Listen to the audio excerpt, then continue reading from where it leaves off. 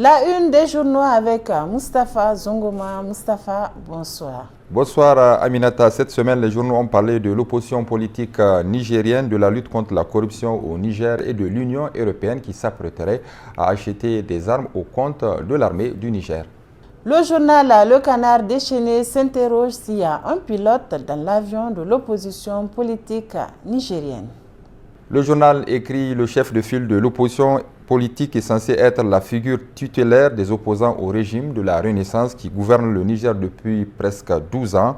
Pourtant, l'actuel occupant du poste est une personnalité tellement effacée que certains n'hésitent pas à dire qu'elle est sans grande envergure. Il ne faut donc pas s'étonner du fait que son rôle se réduise actuellement à une représentation protocolaire, loin des aspirations légitimes des militants de base de l'opposition politique du Niger. Quant au challenger du président Bazoum Mohamed à l'élection de 2020, Mahaman Ousmane, qui a joué le rôle de pneu de secours lors de cette élection, il n'a ni la force ni la capacité de jouer pleinement le rôle de principal opposant. Son parti, le RDR Tchangi, n'est pas celui qui détient le poste de chef de file de l'opposition. Avec ses 7 députés au compteur, il ne fait pas le poids, il n'occupe que le second rang au sein du groupe de parlementaires de l'opposition à l'Assemblée nationale. Quant à l'autorité morale du Modern Falumana Africa, principal parti d'opposition, Hama Amadou, celui-ci semble aujourd'hui plus préoccupé par des ennuis de santé que celui de porter encore la robe de principal opposant au régime. Et pour ne rien arranger, ses principaux lieutenants donnent l'impression d'avoir abandonné le combat, ce qui leur vaut du reste des critiques régulières par rapport à leur posture jugée de complices des autorités de la 7e République. L'opposition politique nigérienne est aujourd'hui en plein laisse-guidon avec une absence de figure imposante pour incarner sa lutte, une situation désastreuse pour le renforcement de la démocratie en raison du rôle éminent, important que doit jouer l'opposition politique dans la gestion du pays. Le nouveau quotidien Le Renouveau, qui vient de débarquer dans les kiosques, s'interroge à la une de son numéro 00. Bazoum Mohamed et Hama Amadou, de l'adversité à l'entente. À presque mi-mandat, le président de la République continue d'évoluer sous un ciel politique dégagé, écrit le nouveau quotidien Le Renouveau.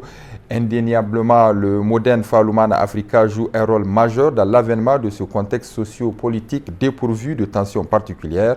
Nous avons une bonne relation avec le Lumana et je lui reconnais sa contribution au climat d'apaisement qui prévaut, a récemment avoué Bazoum Mohamed dans les colonnes de Jeune Afrique. Depuis cette interview, la question sur toutes les lèvres est: Bazoum Mohamed et Hama sont-ils prêts de fumer le calumet de la paix?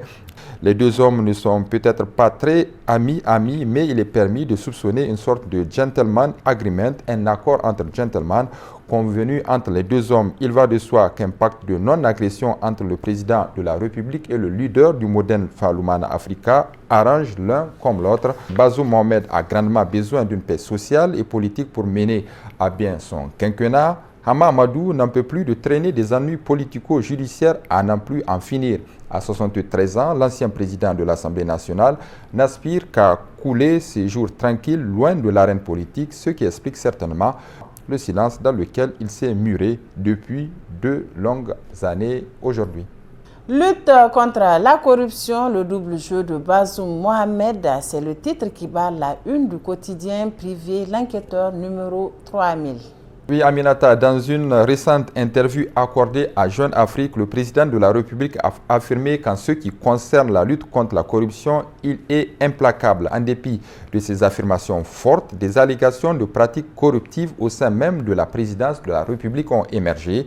En effet, c'est la présidence de la République qui financerait des médias privés avec l'argent du contribuable pour promouvoir l'agenda du chef de l'État, ce qui soulève des questions sur la sincérité de l'engagement du président Bazoum à combattre efficacement la corruption. Si le président Bazoum n'est pas au courant de ces pratiques, alors il n'est pas à sa place, et s'il est au courant mais choisit de laisser faire, c'est parce que cela l'arrangerait, alors il en serait complice. Le scandale de la Sonici ajoute un autre niveau de complicité à cette situation déjà préoccupante. Dans ce dossier, 2 anciens dirigeants de cette société d'État ont été emprisonnés pour détournement de deniers publics, faux en écriture publique, blanchiment de capitaux présumés suite à un rapport de l'inspection générale d'État à l'IGE.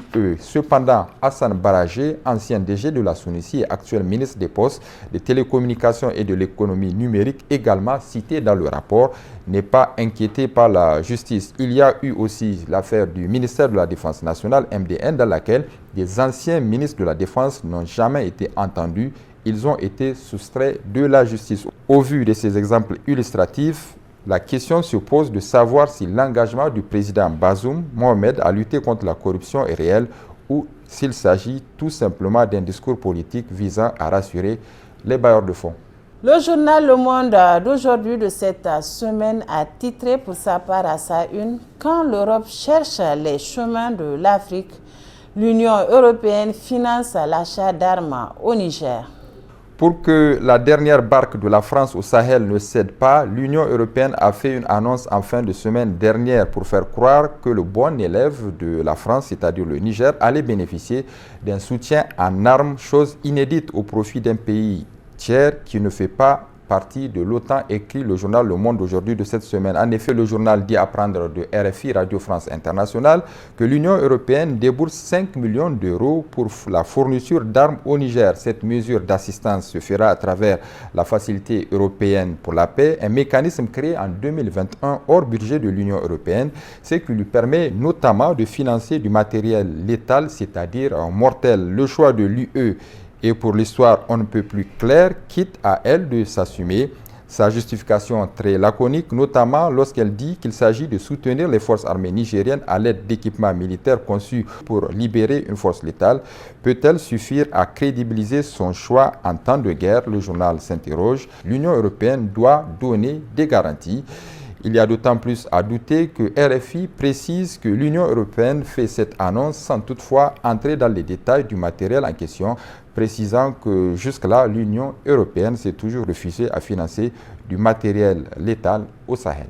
L'hebdomadaire Le Canard en furie de cette semaine nous rapporte cette affaire d'attribution d'un marché de construction d'infrastructures universitaires à une société malienne.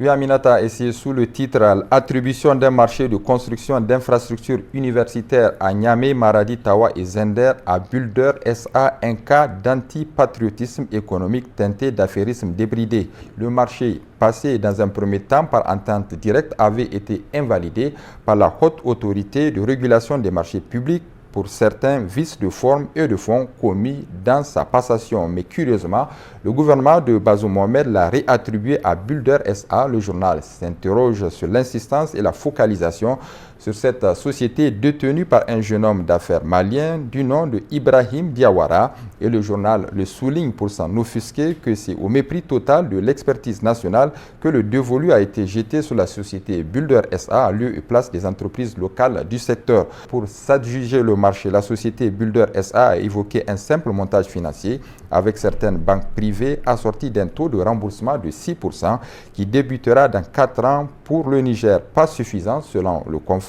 pour justifier la passation du marché par entente directe. En réalité, les raisons de l'attribution de ce marché à la société Bulder SA seraient à rechercher ailleurs, notamment dans le clientélisme assaisonné à l'affairisme politique au plus haut sommet de l'État. On raconte qu'Ibrahim Diawara, qui a des attaches avec le Niger, puisqu'une partie de sa famille a vécu longtemps ici, est également un ami des autorités politiques actuelles du Niger, plus précisément du président de la République Bazoum Mohamed, dont il se susurre qu'il aurait financé une partie de la campagne de ce dernier en 2021. Il semblerait que le président Bazoum Mohamed aurait pesé de toute son influence pour que ce gigantesque chantier de construction d'ouvrages universitaires soit attribué à l'ami personnel, une façon de renvoyer l'ascenseur à l'africaine sans doute. Voilà ce qui expliquerait peut-être le choix porté sur Bulder SA pour ce marché. Moustapha Zongoma, merci. Merci Aminata Yamega. Ici se referme également cette édition d'information. Merci à vous de nous avoir suivis. Excellente soirée en compagnie de nos programmes. Bonsoir.